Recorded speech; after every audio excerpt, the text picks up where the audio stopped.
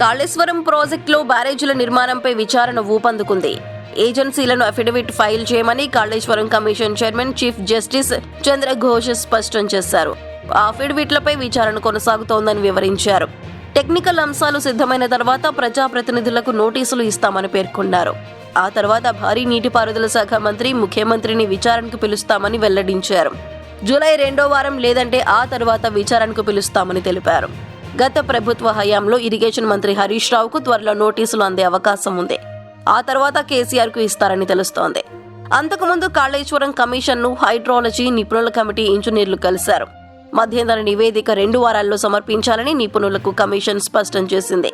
పూర్తి స్థాయి నివేదిక వీలైనంత త్వరగా అందజేయాలని 2 కమిటీల ఇంజనీర్లకు కాళేశ్వరం కమిషన్ సూచించింది. టెక్నికల్ అంశాలకు సంబంధించిన విషయంలో అఫిడవిట్ ఫైల్ చేయాలని నిపుణుల కమిటీకి కాళేశ్వరం కమిషన్ సూచించింది. త్వరలో మరోసారి ఫీల్డ్ విజిట్ చేస్తామని జస్టిస్ చంద్ర ఘోష్ వివరించారు. అఫిడవిట్ దాఖలు చేసిన ప్రతి ఒక్కరిని బహిరంగ విచారణలో భాగస్వామ్యం చేస్తామని commission chairman justice Chandra Ghosh స్పష్టం చేశారు. విజిలెన్స్ రిపోర్ట్ ఇవ్వాలని ప్రభుత్వాన్ని కమిషన్ ఇప్పటికే కోరింది. విజిలెన్స్ రిపోర్ట్ అందకపోవడంతో మరోసారి ప్రభుత్వానికి లేఖ రాయనుంది. బ్యారేజీల నిర్మాణంలో జరిగిన అవకతవకలపై టెక్నికల్ అంశాలు పూర్తయిన తర్వాత ఆర్థికపర అంశాల మీద కమిషన్ దృష్టి సారించే అవకాశం ఉంది.